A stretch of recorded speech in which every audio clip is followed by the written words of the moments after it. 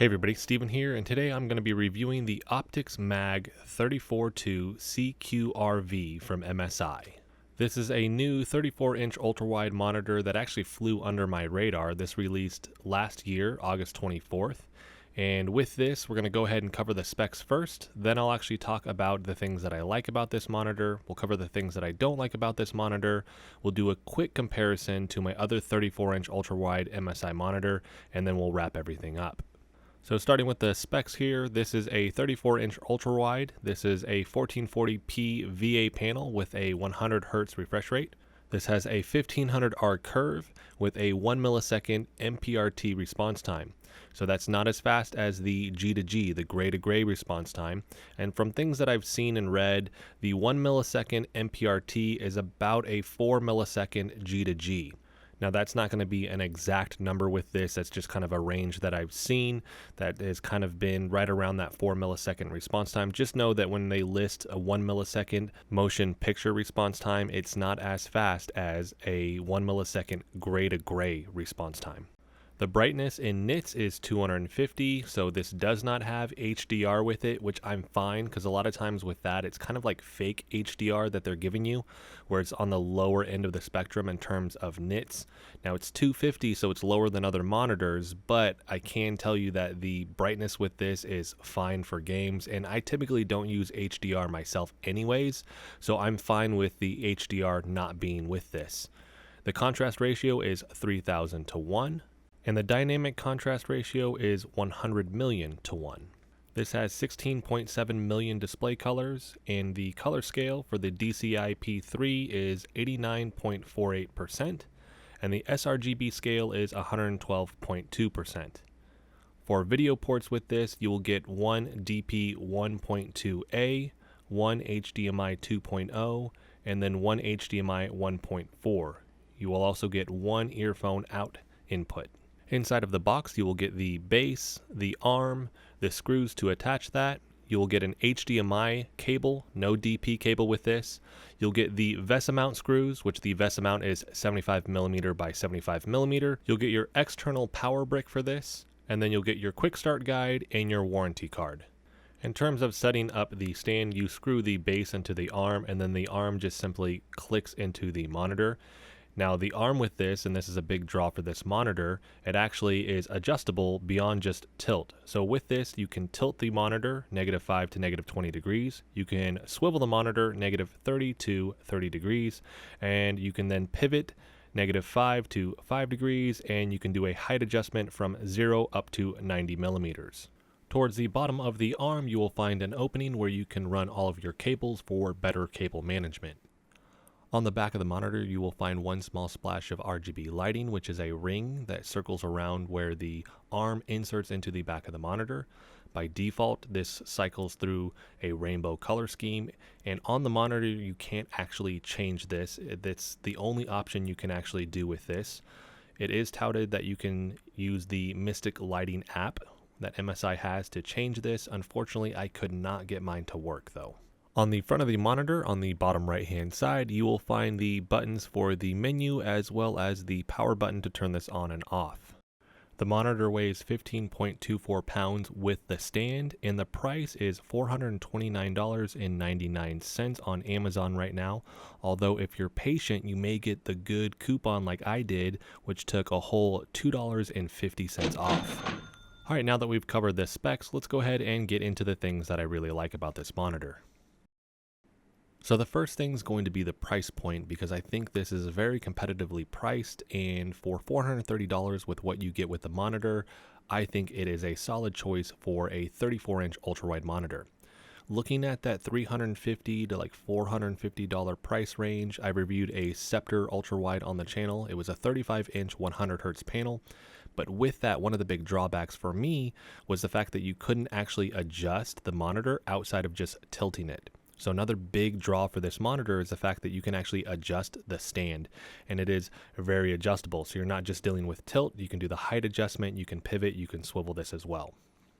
Next is going to be the color with this monitor. It's really good. I was surprised because it's very comparable to my 34-inch 144Hz MSI monitor that I have, the MPG341CQR, which that's an $800 monitor. So for the coloring to be very close to that, I was excited to see that for literally half the price. And so that's very apparent when gaming. So when I'm playing Assassin's Creed Valhalla, when I'm playing Red Dead Redemption, Horizon Zero Dawn, Halo, the color really just pops off screen and it's not washed out like some of the other monitors I've used in the past. Now I did have a little bit of trouble with screen tearing when I was tweaking some of the settings, so I went back and checked again. I don't typically use anti-motion blur. It kind of zooms in on the monitor. I don't like the look. I did try the zero latency. I thought that that was potentially an issue, and then I turned it back on and it wasn't. And where I was getting the screen tearing was in Assassin's Creed Valhalla. While I was climbing mountains, I would just know as I was moving the camera around, it would actually start to screen tear. I went through again, checked adaptive sync on and off. I did G-Sync with this because this is G-Sync compatible, and that didn't cause the issue. So if you do have some screen tearing, just go through some things, turn them on, off, and just double check. And mine went away, and I haven't had any problems since.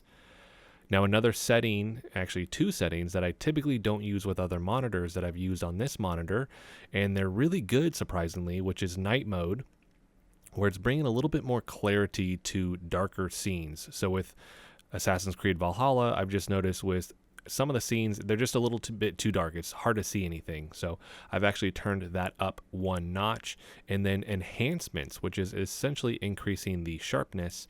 I noticed with that, it is something where if I just turn it up one, I get a little bit more visual clarity. If I go too high, it's too much, but if I turn it up to weak and not to the strongest, it actually looks really, really good. And then after I'm done with the game, I may turn it off. So if you're looking at enhancements, it is going to add more sharpness to text. So you may not like that when you're just doing your daily tasks on your computer. And same with night mode, it may make it a little bit more brighter than you want, but it's a quick, easy thing to adjust, like I said, without having to go into the NVIDIA control panel or tweak these larger settings in your OSD. So I had a little bit of screen tearing, but I was able to adjust those settings and fix that. And kind of going through that process, I'm also looking for ghosting. And the good news is this has very minimal ghosting. Is it there? Yeah, but it's very subtle compared to other monitors that I've reviewed on the channel, like the Dark Matter monitor that I reviewed on here, which is a 34-inch ultrawide. That one had a ton of ghosting. This, very minimal. Now the setup to actually record that is quite expensive because I need to get the track for my DSLR camera and things like that. So I'm not going to be covering that as much until I can finally afford that setup. But I've run the UFO test and it's, like I said, very, very subtle. So I'm happy to see that there is very minimal ghosting with this. I do have an RTX 3070 though, so I do have a decent GPU to run this. So I don't know how well the 1000 or 2000 series cards are going to perform in that regard, but I can tell you if I have a 3000 series card, it's going to run very, very smooth. You're not going to quite hit that 100 hertz or that 100 FPS with a lot of AAA games, but it's going to bump you pretty high with this. Now, as far as I know, this isn't officially certified G-Sync compatible, but you can enable G-Sync compatibility if you do have an NVIDIA GPU and you enable the adaptive sync in the OSD. And for me, I didn't really notice a huge difference between the two, but you can enable that if you're curious about that. And lastly is going to be the RGB lighting on the back. It's very, very minimal, and I like that. Matter of fact, the whole panel in terms of the look is very minimal, and I appreciate that. And it's a nice addition to any setup where it's not over the top with all the lighting and all the different things that they try to add to it for a gaming monitor. So now that we've covered the things that I like about this monitor, let's go ahead and talk about the things that I don't like about this monitor. So the first thing is going to be a little bit more nitpicky, and it's the fact that this doesn't come with any extras, because there's a trade-off when you buy a cheaper monitor like this. And that's not to say that this monitor is cheap, because it's still $430, which is quite expensive when you're comparing it to some TVs that you can buy that are 4K for $250, $300. But with this, when you look at some of the other monitors that just are a little bit more expensive, you can get extra USB ports, you can get speakers, some come with built-in webcams, although I don't personally end up using those webcams. But with that, like I said, you don't get any extras with this. For me personally, I would have liked to have seen at least 2 extra USB ports. That's a huge draw for me because I have so many different peripherals that I use with my computer. I'm always looking for extra USB ports. Next is, I wish they would have included a DP cable instead of an HDMI cable. Now the HDMI cable, I'm assuming it's going to connect to the 2.0 and you're going to be able to run a console, for instance, off that, although most consoles aren't necessarily supporting ultra-wides. It just would have been a nice addition to this versus the HDMI, because most people that are buying this are PC people and they're going to want that DP because it has the higher bandwidth. Now it's DP 1.2A. You don't really need 1.4 for the specs because you're not going to go 4K or much higher than the resolution that this has, so that's not an issue. It's really just the inclusion of the DP cable over the HDMI cable. I mentioned the Mystic Light app not working for me. I'm still trying to workshop that and I still haven't got it to work, so I really wish they would have just built presets into the menu outside of just the rainbow instead of needing to rely on the app. Next, the monitor wobbles a lot when you're pushing the menu buttons, and I don't know if this has to do with the arm or the stand, but when you're actually adjusting the monitor as well, you're going to see a little bit of that wobble, but it's going to be more apparent when you're actually pushing the menu buttons. I would have liked to have seen that a little more sturdy. Next is going to be the menu buttons. I would have liked if they would have went with a single button instead of the multiple buttons. I've just noticed with that it's harder to navigate the menu system, and with these they're really sensitive, so if you push the button a little bit too hard it's actually going to register that you've pushed it twice, and so it'll skip ahead in the menu. And this would have been an easy fix because you actually find this single button on a lot of their other monitors. Quick side note, because I haven't covered it yet, the presets are there. They're not really good. I don't think it's a good or bad thing though, just because I typically don't use presets with monitors. One weird thing though was that the RPG and the RTS setting literally look identical. I couldn't tell a difference with anything that it changed. But with this, like I said, most people probably aren't going to use them, but they are there. So at this point, these probably seem pretty nitpicky for the things that I don't like about this monitor, and to be honest, they are, because when I'm looking at this from a more macro level, there's nothing really wrong with this monitor that I can find, so I have to kind of dig a little bit deeper and get nitpicky. So with this, the last thing I want to do is kind of compare this to the MPG341CQR monitor that I have. So that's that $800 MSI monitor. Now with that, that's 144 Hz. It's not the 100 Hz. It has a lot more RGB lighting on it. It has a built-in webcam. It comes with a mouse wire holder if you need that. It has the extra USB ports. So it really has a lot of these extras that this monitor doesn't have. But is it worth the $400 more? And I would say no. I don't use the webcam that's built into it. The RGB lighting's cool, but I don't necessarily need it. It's not a draw in terms of me wanting to spend extra money.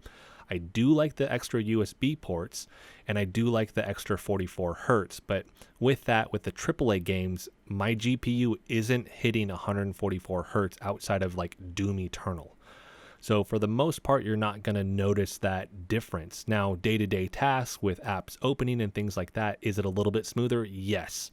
Is it $400 smoother? No, in my opinion. Now, I'll probably do a formal video if you guys actually want to see that, where I compare the two a lot more. So I'll get more into color scale and things like that, where I actually get kind of into the weeds with the differences between the two, because there are some with that. But if you're on somewhat of a budget and it's like, hey, $800 for an ultra-wide monitor is way out of my price range, this is a phenomenal ultra-wide. And as one final bonus here, I'm going to compare this to the AOC 34-inch here, because I know a lot of people are probably going to ask about that. And with this one, if you can find the AOC, go for the AOC. With this one, I bought mine for $426. Now, it's really hard to find at that price point Right now it's trending on Amazon at right around $440, $450. I've seen it go as high as $650, but if you can find it for $430, it's a no-brainer because it's a 34-inch ultra-wide 144Hz panel. It has 4 USB ports on it. It has the adjustable stand. It's a 1500R curved monitor. It just is covering and checking all of those boxes that people want potentially with an ultra wide with the extras, but not at that $800 price point. But like I said, that's if you can find it for $430.